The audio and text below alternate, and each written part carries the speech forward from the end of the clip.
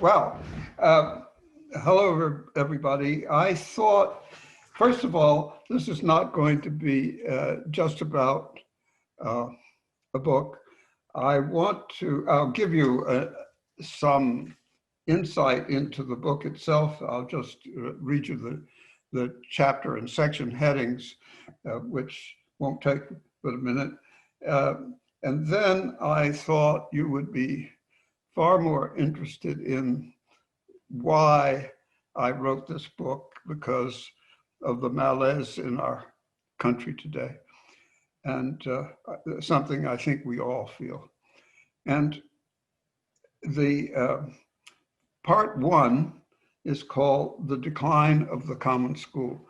You may not know it, but common school was the name of the public school in the 19th century, the early 19th century and on, and in the United States. And let's understand that when I talk about the common school and schooling in historical terms, it's very easy quickly to say, but of course blacks were excluded, and there was a civil war about slavery, and all of that is true. But it shouldn't distort the fact that the schooling that whites and European immigrants and other immigrants were given in the 19th century was a good public education. It was very good public education. And in fact, by the early 20th century, at the World Adult Literacy Index put the USA #1 in literacy. And as some of you who keep up with the PISA scores, the Program for International Assessment of Educational Progress, will know that our elementary schools now rank 25th in the world in literacy, math, and science. So there has been a downhill movement that, as again, many of you know, was reported in the 1983 report, government report called A Nation at Risk. So with that background, let me just read the chapter headings. Part one is called The Decline of the Common School. And the chapters are When Our School Abandoned Commonality, We Became a Nation at Risk. Chapter two, it describes the child-centered curriculum that actually created the downhill movement. Chapter three is called Nobody Leaves, which was the story of some schools that have broken away from the child-centered tradition and has had dazzling success. And chapter four is a rather harsh criticism of the ideology of our education schools, which really teaches bad science. And part two is entirely devoted to more detail about how science debunks child-centered education. That's the middle part of the book. And the chapter five is entitled Culture, Not Nature, Knows Best, Says Nature. And there's been some real breakthroughs in brain research, which make that quite certain. And chapter six is called The Lessons of Educational Failure Elsewhere in the World. It's not just in the United States. Other nations that adopted, influenced by our sterling example, we have a great reputation in the world, how child-centered education led to declines in those nations, and how the nations that decided, well, this doesn't make any sense, we've been going downhill long enough, let's change. And it describes the success of the nations that then adopted a more coherent and sort of commonality in their elementary schools. The third section is rather pert. it alarmed the publisher when they first saw it, is called American Ethnicity. Putting those two words together is an unusual combination of words these days, but it's firmly based, again, on science. And the chapters involve various ways of urging a genuine common core where there is commonality in what children learn. And the final chapter and the main heading, in a way, of that section is patriotism, shared knowledge and kindness. And so that's, and there's an afterword, what can be done right now. That's the outline of the book. But before we get into the pros and cons of having a common curriculum, I thought I should say, and my papers have already gotten so mixed up that, anyway, let me explain why I think a commonality is absolutely crucial in the most elemental way, why I think children need to study a number of the same things. It was based on some research that I did as a literary professor. I wrote a book on theory of interpretation, and I had to learn about recent linguistic studies. And it became clear from research that had really started around 1970 and then reached a crescendo in the 80s, the importance of the unheard in language communication. And it leads to the following insights then in cognitive science.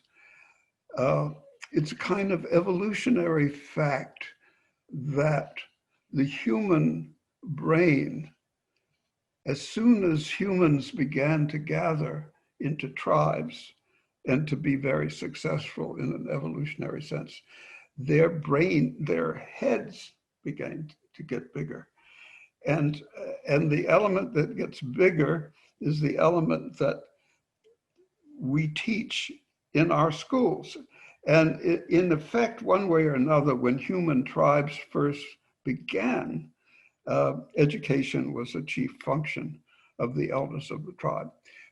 And the reason for that turns out to be a characteristic of language. If I say, Polly, put the kettle on, we'll all have tea, that's immediately understandable in its context to people who have the background knowledge.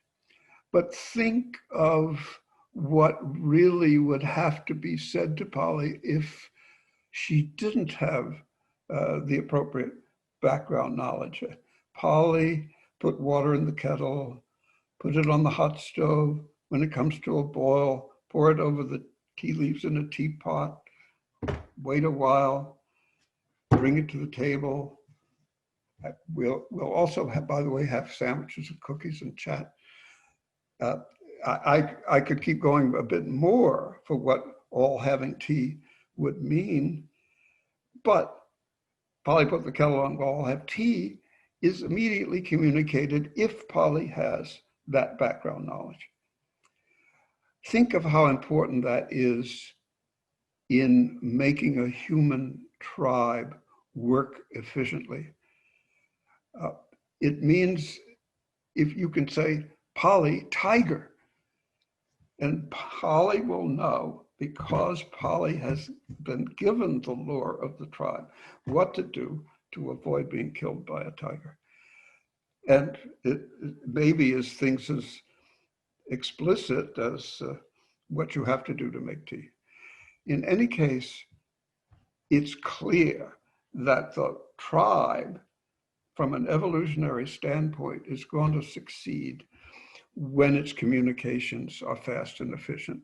So it's efficiency of communication that is gained by having a big head, which makes childbirth difficult for humans.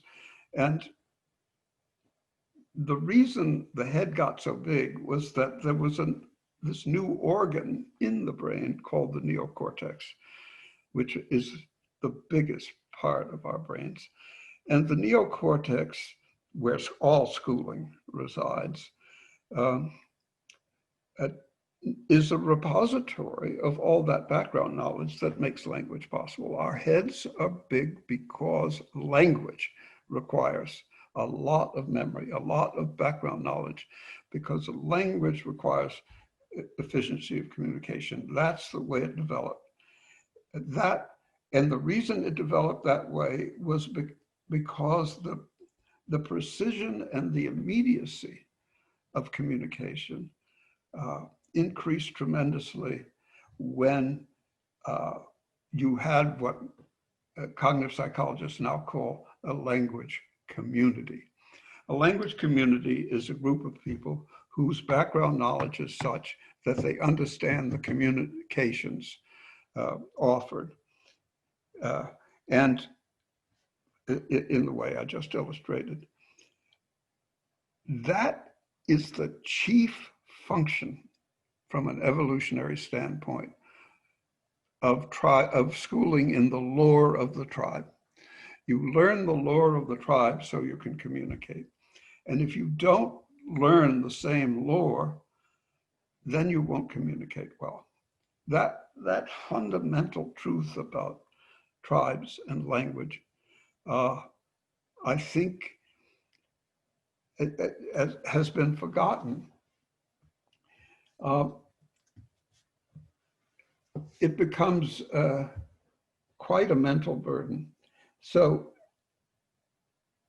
let me say then that I think every cognitive psychologist now in the world has accepted that view of the need for specific shared background knowledge for language communication to occur effectively.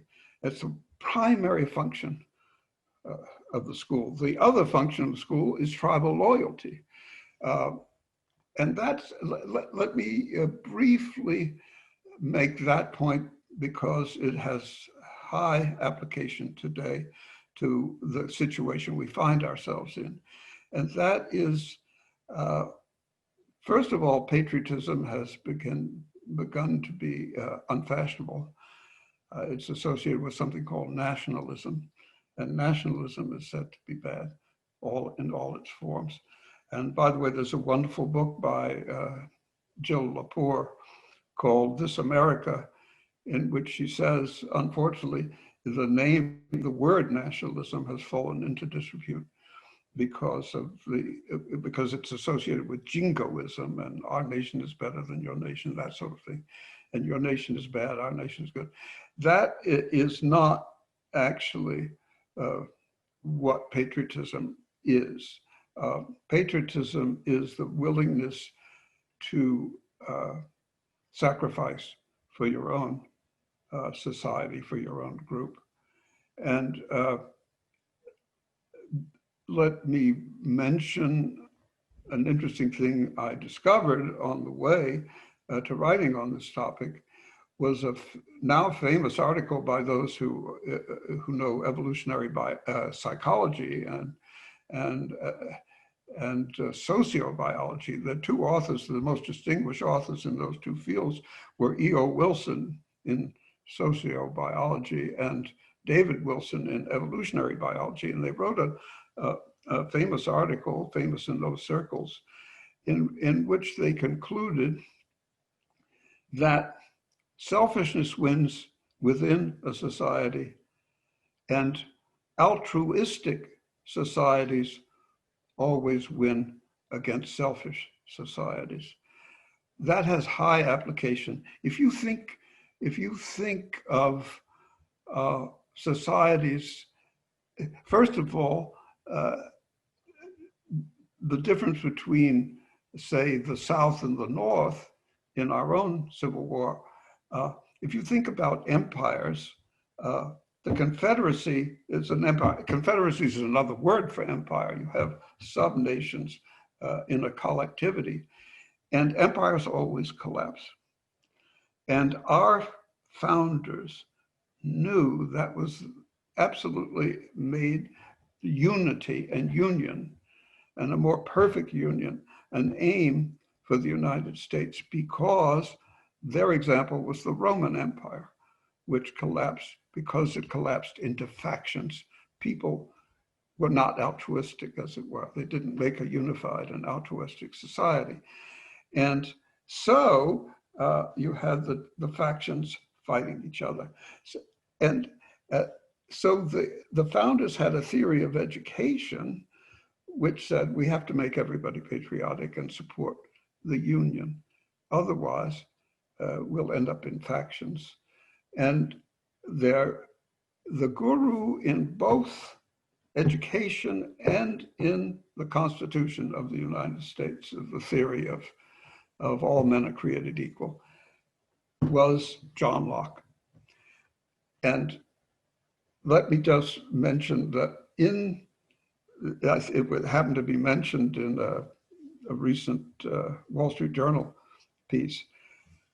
I was talking to the interviewer, and for shortcut, I said, what science has discovered is that John Locke was right and Rousseau was wrong. Rousseau believed we should follow nature. And so, by the way, think our education schools. And Locke said, no, you don't follow nature, you follow culture. That is, the human mind is a blank slate. Nature is not telling you how you should train and educate that human mind. It has to be the tribe's own decision as to what's going to work best for the tribe in the circumstances it finds itself. And you can see the evolutionary advantage of that, because you never know what complex situations the tribe will find itself in. So, and therefore, it also follows that not only should you not follow nature, but rather culture. It also follows that you have to teach everybody a lot of the same knowledge, so that the communications are effective. It also means that if you create that kind of a speech community in the tribe or in a school or a nation, you also have a firmer basis for making people feel what the French call fraternité, brotherhood, and what I decided to call kindness, because it turns out that fraternité and brotherhood, if you degenderize those words, mean kindness. Kindness comes from Gekünde, which is fraternité, the way you feel towards your brother, your sister, people of your kind. And it's related to kin, of course.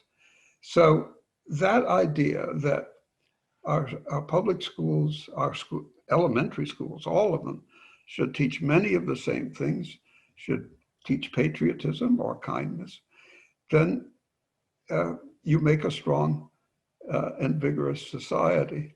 If you lack those things, you will suffer the fate of empires. Empires always collapse.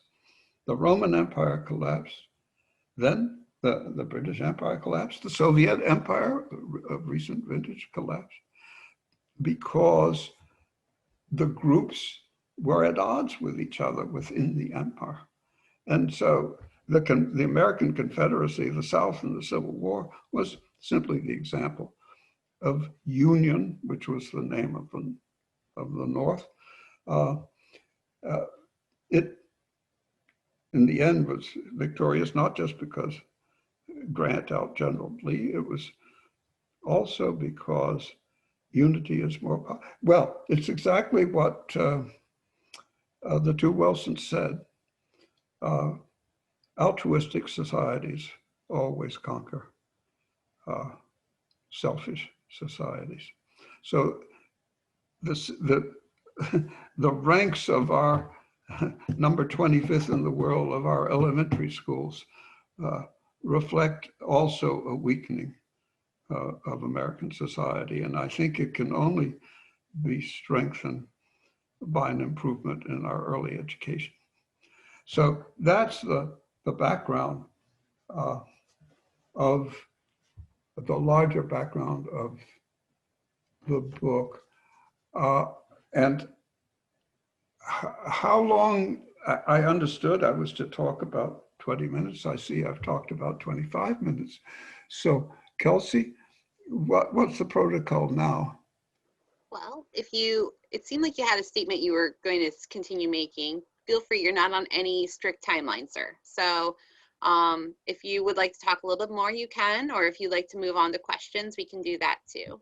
Well, the only thing I had in my prepared remarks, I see here, that I was going to add was because a lot of people in this audience, or many of them may be teachers or people who have experienced ed schools. I've been very tough on the ed schools, but I have to say, it's very important to listen to what cognitive science, there's a few cognitive scientists who have examined the actual so-called research in education schools, and they have shown that this research, which preserves the Rousseau point of view, the Rousseau point of view is we should elicit what the nature of the individual child dictates, because, you know, nature does wrong. It's a kind of divine emissary, the nature of the child. That Locke was right. He was right that it's a blank slate. And I'm not talking about the whole of the human brain, of course, which has all of these urges. They have the selfish urges as well as the altruistic urges. But it's the case that Locke was right, and therefore a lot of these ideas in education that depend on it's called constructivism. I think that's right. It was one of the questions I was asked was, what would you most like to destroy in the world? And my answer was, I'd like to destroy constructivism because it keeps so many poor kids in poverty. Constructivism is the theory that you should encourage the child to discover or construct knowledge for himself. And that was the origin, by the way, of the way our elementary schools are configured, with where the desks always used to be bolted down facing the teacher. Now you have 5 or 6 big tables in an elementary classroom, and the children sit around facing each other, and they're doing projects, and the teacher is circulating. And it's very, if you tried to decide to devise a system that was as inefficient as possible to convey the lore of the tribe, it seems to me that would be a good candidate for the least effective way of conveying the lore of the tribe. If you think there's such a thing as general skills, or such a thing as the child discovering learning and constructing his own learning, then you believe those things. But it turns out when real scientists, real cognitive scientists, look at that issue, look at the research that says it has always worked, it works effectively, and so on, it turns out it's not true. The research is very bad, it's uncontrolled, and it's tendentious. It's bad science. So what you have is bad science in the ed schools and good science in cognitive psychology departments. And so I hope there's some ed professors who start saying this won't do. We have to listen to, and we have to do good science. So I think I'll pause there. Professor, that was a fantastic conversation. I feel like I've learned a lot between reading your latest book and your presentation tonight. I think there's a lot at stake regarding, you know, early childhood education, how it really does shape us into adults, into our nation as a whole. To everyone in tonight's audience, please feel free. The Q&A box is down below. We're going to move into the questions section, so we'll all be able to participate and have your questions answered by Professor Hirsch. I see a couple of questions are rolling in, so please feel free to use that. Okay, I have a great question, Professor, to start off with by Susie. Susie would like to know, how do we balance the lore of the tribe with the great diversity we have in the United States?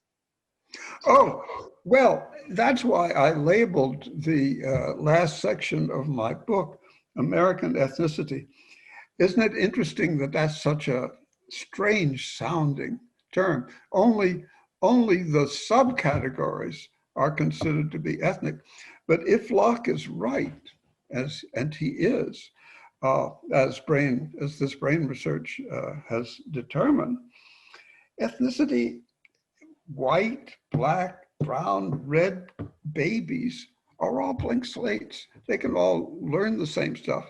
And furthermore, you can have more than one ethnicity. You can learn more than one. To learn a language well is to have conquered an ethnicity, to have possessed an ethnicity. But ethnicity is chiefly language. After all, ethnicity is the outlook of a group, isn't it? It's group oriented. Well, what is it that defines the groupness of the group? It's shared knowledge and shared language, those two things. And the racialization of ethnicity is a technical and a moral mistake. It's a mistake in both directions. It's technically a mistake because ethnicity is not racial. Ethnicity is learned. If black, white, and yellow babies all have blank slates, and all are the content of those blank slates is all learned, or as Locke said, it's all experience is the overall term for it. So these differences in the United States, Frederick Douglass had a wonderful phrase for it. He said, nationalism is not bad. Nationalism historically has proved to be absolutely critical in human progress. But the Americans had a great breakthrough in offering the possibility of a composite naturalism. I thought that was nationalism. I thought that phrase was, Frederick Douglass is just brilliant all around, but that phrase, composite nationalism, is a wonderful phrase.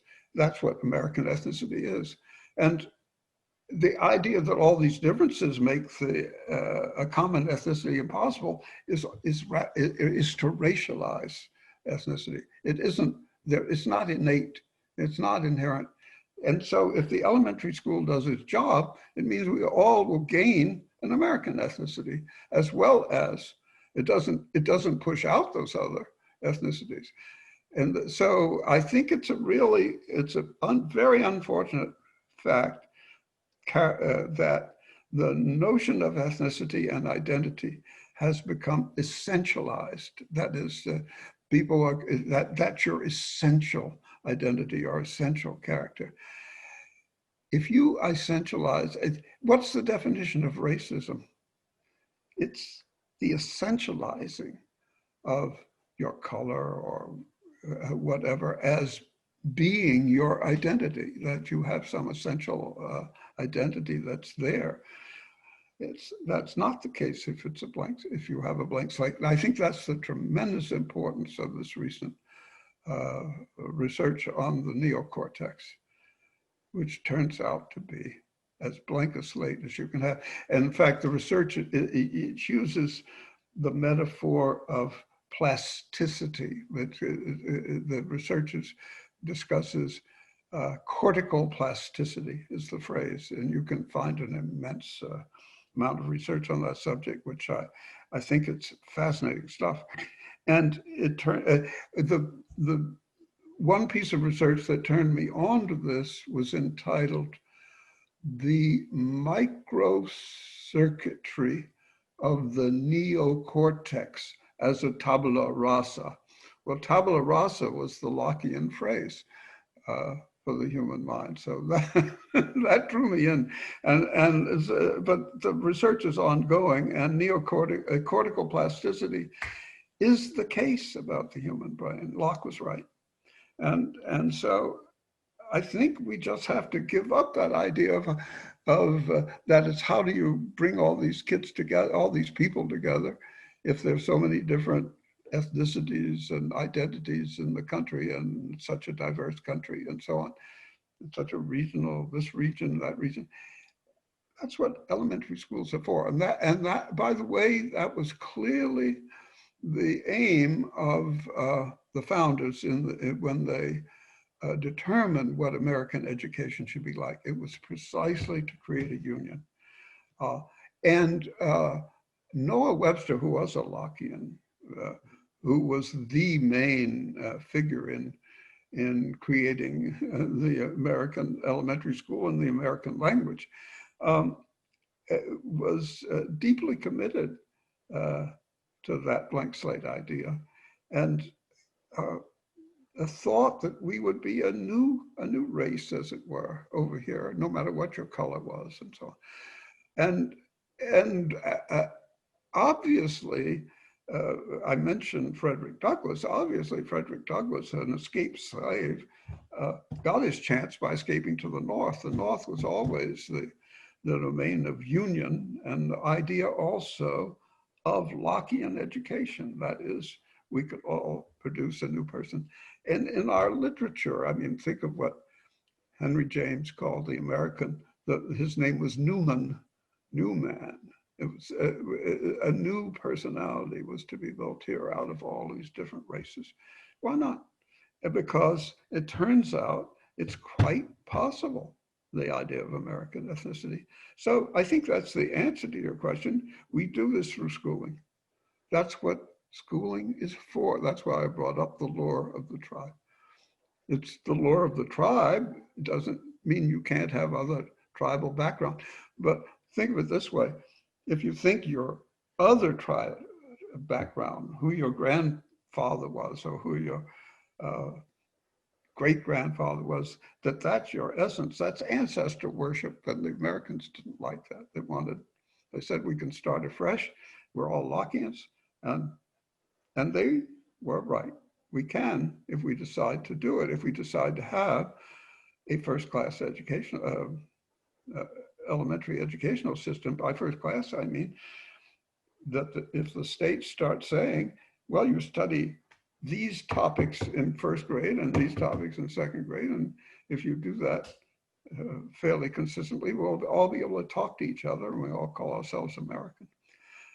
As a 92-year-old, let me mention one other thing. I grew up, of course, I was born in the 20s, I grew up in the 30s and 40s, and patriotism was high. That was Second World War in the early 40s, and there were these platoon movies in those days, platoon movies in the war. So deliberately they showed blacks and yellows and browns in the same platoon, dying for one another, and saying, well, we're all Americans. We've got to stick together, and that there's no reason why that sentiment can't prevail. It should prevail if we want to remain strong and reverse our degeneration. Understandable. Thank you so much, sir. I was, understanding about how we have to come together as a united front. We are the United States, unity. Building off of that a little bit, Roy has a question. Roy would like to know, how do we overcome the disparity of what is taught and not taught in the home in order to build common knowledge? That's exactly the function of the school. Mm-hmm. And if you ask yourself, consider it this way. I said that in the scientific literature, the phrase language community is important because language community defines a group of people who have the same background knowledge, therefore can understand one another. Well, if you consider a kind of early education in which it really is clear that you study this and then you study this and then you study this. And there are these examples that I offer in the book of these schools that parents are desperately disadvantaged, parents of disadvantaged children, disadvantaged homes are trying desperately to get their children into because they know that they're transformative and that they actually accomplished what you just said. How can you overcome this disparity? And if you get down to the nitty-gritty, the way you overcome the disparity is that if you have everybody moving from one lesson to the next, and it's the same lesson, fundamentally the same lesson, accommodated to each child, still, what happens is that you are building up shared knowledge in the classroom itself, starting in kindergarten. This isn't hard. There isn't much that you have to do if you start early enough. And so you're building up a home away from home, as it were. You are providing the basis for turning the class into a language community. The classroom is a language community because the teaching is based on what has already been taught, and everybody has been taught those things and can therefore understand references to those elements. It's not complicated, it's what happens. It's what actually happens when, and it's what happens not only in those American schools that follow this policy, it's what happens internationally in those countries that follow that policy. They overcome sociological differences, and they're much more egalitarian than we are. Mm-hmm. That's great. Building on that a little bit, we had another person asking with similar question about, how do you provide education with different economic, ethnic, and geographical backgrounds, which you just answered. But how do we do that consistently across the entire nation? Each state has their own different, requirements. We have Common Core. We can even go on if you'd like to talk a little bit about your feelings about Common Core. How do we do this united? Because, we are technically 50 different states with 50 different standards. Yes. I have, by the way, there's a chapter on the Common Core in the book, and points out that it's misnamed. There's nothing common about the actual substance of the Common Core. And, but it had good intentions and it had good PR. And there's no reason why, if the public decides to demand it, see, it's not just the education schools that find it convenient to say, oh, let everybody go his own way because we're really teaching these general skills. And science says these general skills don't exist. All skills are domain specific, so you have to learn specific things to be an expert in those things. All that goes by the board because it's very convenient for the legislators and the governors who are responsible for education in the individual states. It's very convenient for them not to define with any specificity. And therefore, as soon as you get specific, you get controversy. And if it's convenient to avoid controversy, well, so I think the way to get that done is if the public becomes saying you've got to fulfill your duty. The states have the legal authority for education in the United States. Any individual state that actually had a specific curriculum or specific, when I say it doesn't, I'm not meaning a specific textbook. It doesn't have to be that. It's just specific topic sequence. Any state, because it's the topic is what you need to have in common. And any state that, and vocabulary, the state that had that would not only on average perform better than other states, it would also be much more egalitarian in its results. And that example, well, if the public in that state demanded that of the legislators and the governor, it would happen. They'd be voted out of office if they didn't. Well, if we can get to that, if we can get to a public which will demand that of these risk-averse and controversy-averse politicians, I think we'll get just what you described. The states would do it, and then the United States would do it, because it would become very clear statewide what the advantage of that policy is. Absolutely. Building on that, having the people actually stand up and say something.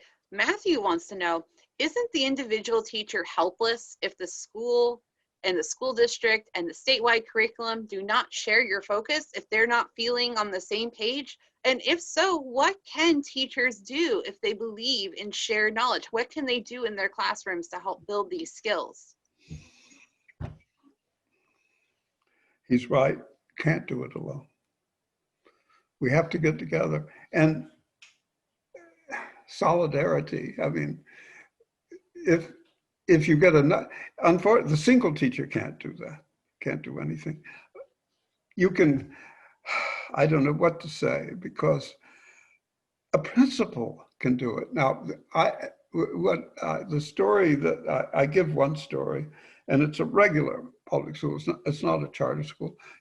There are many core knowledge charter schools, but there are also quite a few regular public schools that are core knowledge schools, which actually do this, and their results are far better than the surrounding schools, which don't have a coherent and definite sequence in each grade. And it's fascinating. The resistance is ideological.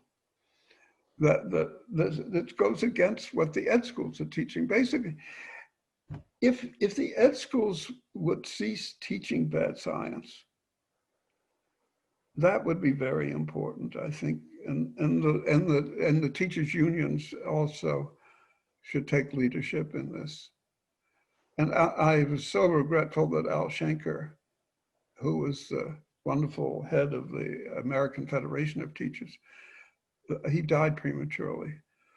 He used to write a weekly column called Where We Stand. It was where Al Schenker stood, of course, but he was a tremendous intellectual leader for the AFT. And he bought into, when I came out with cultural literacy and started the Core Knowledge Foundation, he was one of our biggest advocates, because he was a real intellectual. And now everything has relapsed back into ed schoolism.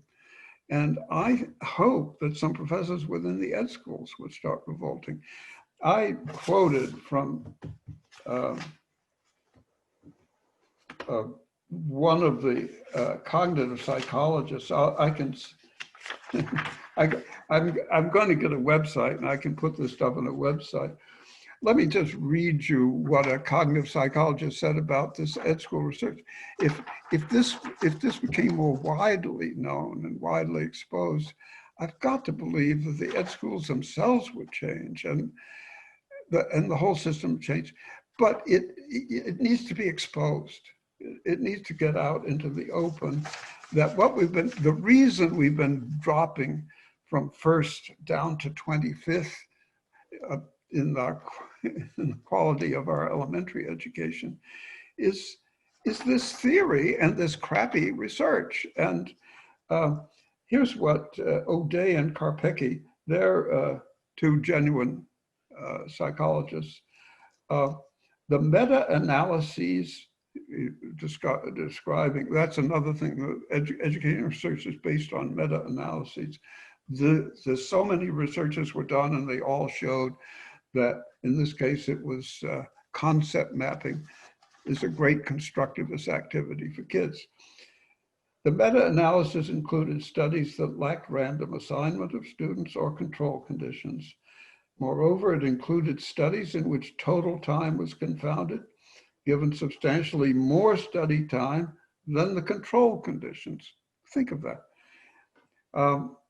It included studies in which constructivist method was combined with a second activity that was not present in the control conditions. At the same time, the meta-analysis excluded some studies that did not suffer from these methodological problems, but it excluded them. It came out with the wrong answer. I mean, this is sort of malfeasance of a high order, intellectually and scientifically. And this is rampant in this constructivist educational research.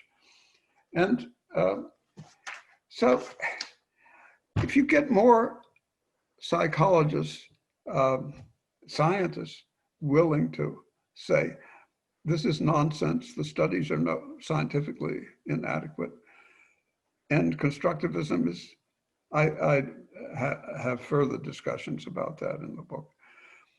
And there is a movement among some teachers and even ed professors towards science and unity, I would say. You have to, what's lacking in a lot of this, a lot of people have complained about these defects in what our teachers are taught. But I think the connection hasn't been made or sufficiently understood how deeply this affects national unity and the sentiment of patriotism in the country. And therefore our future in a deep way. And the quality of the country, and as well as its ability to function in a competitive world, has diminished because of these bad theories, incorrect theories. Right.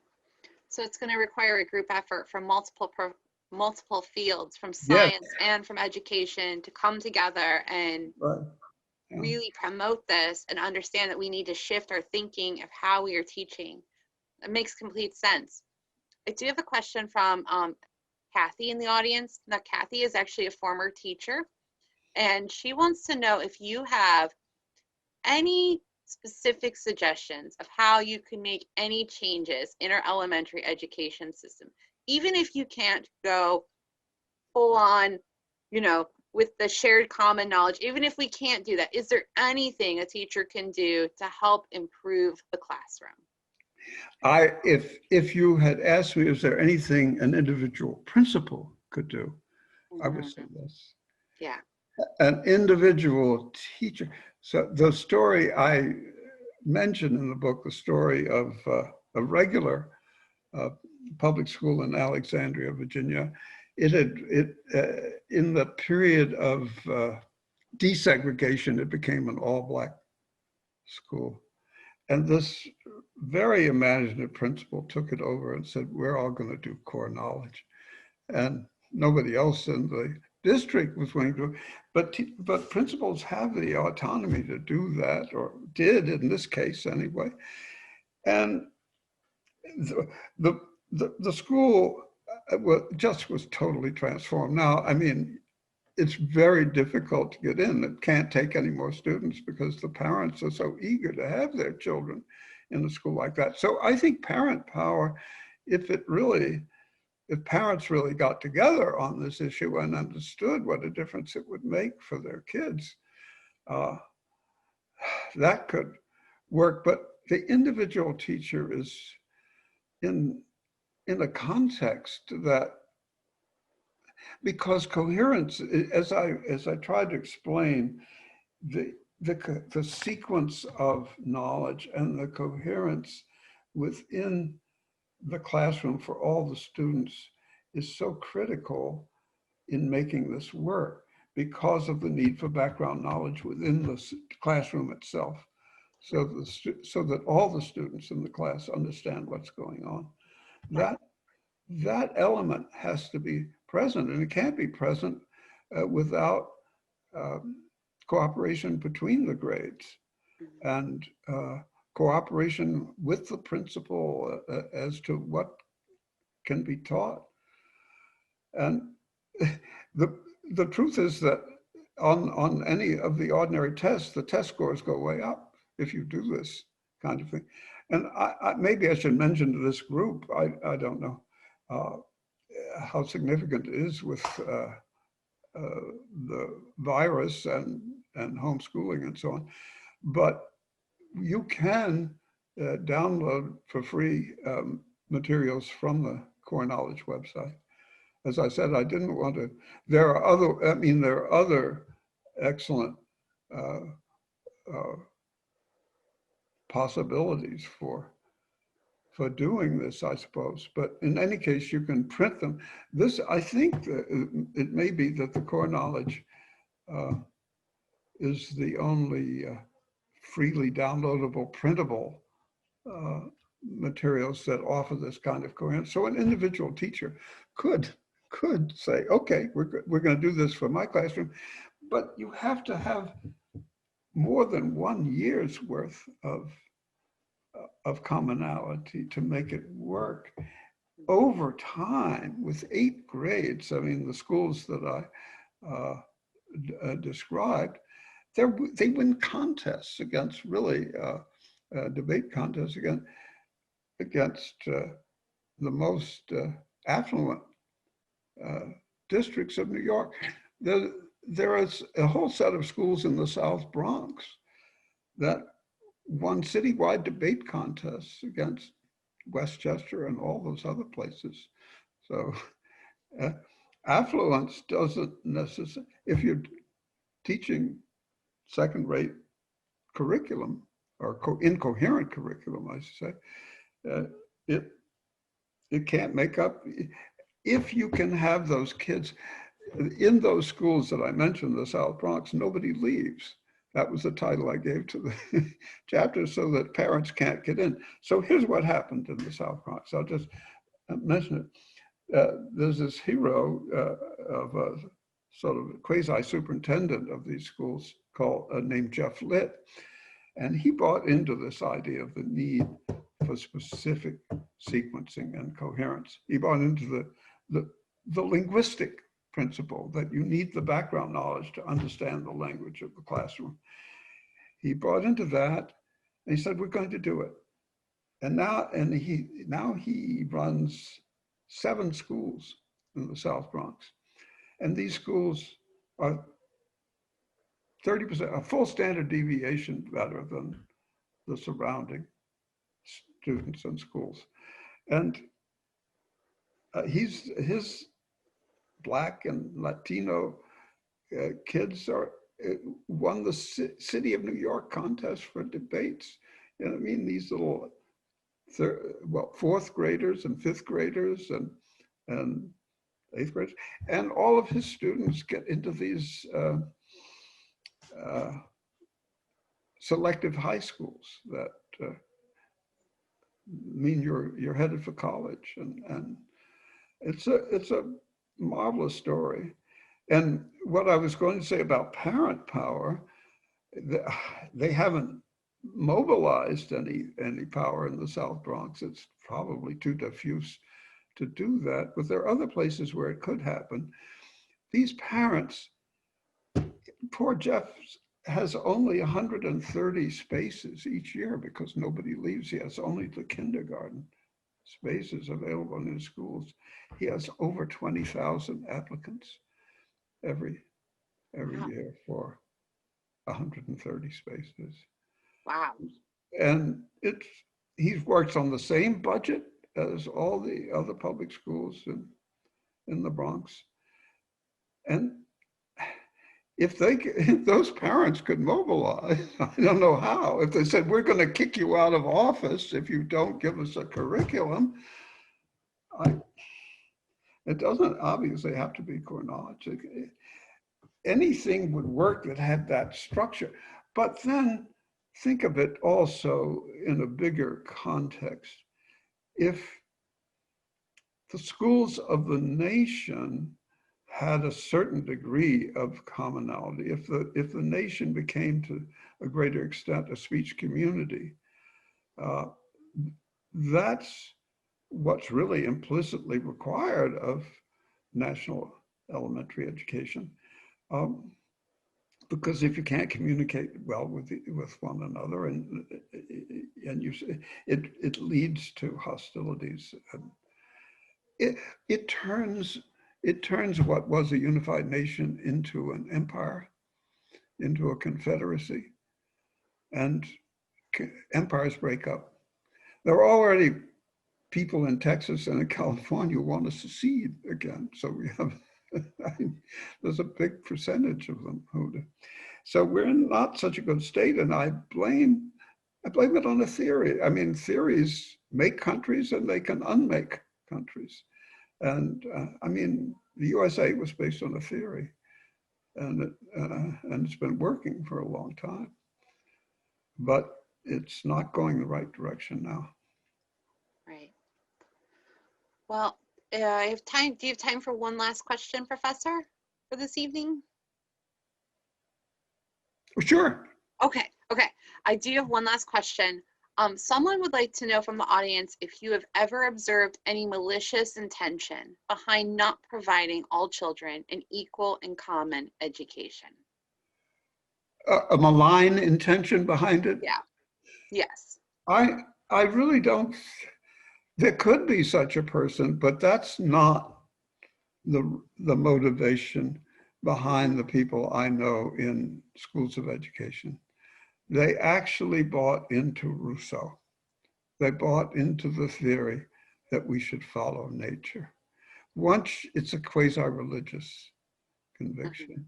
And so once you believe that anything unnatural is bad, you get something called developmentally appropriate practice.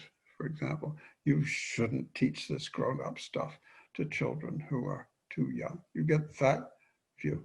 And you get Piaget, who believed in that kind of sequential developmental growth.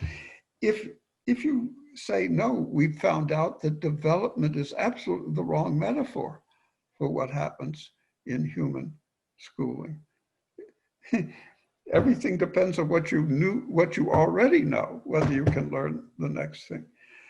But that isn't believed by people who believe in, I go into this intellectual history in some depth in the book.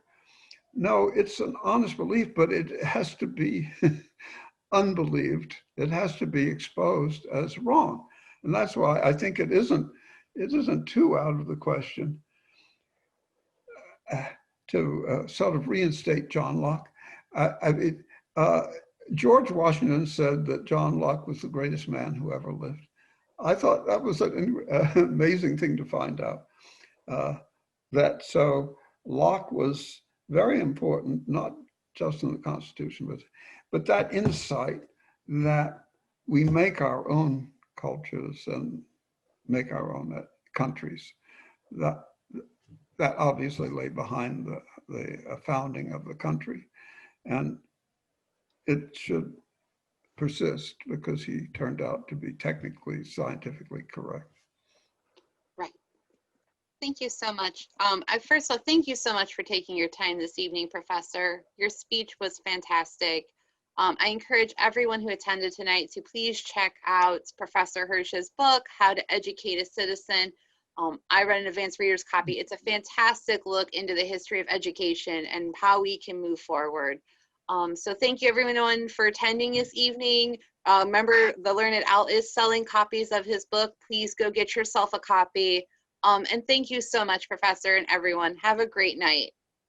Thank you.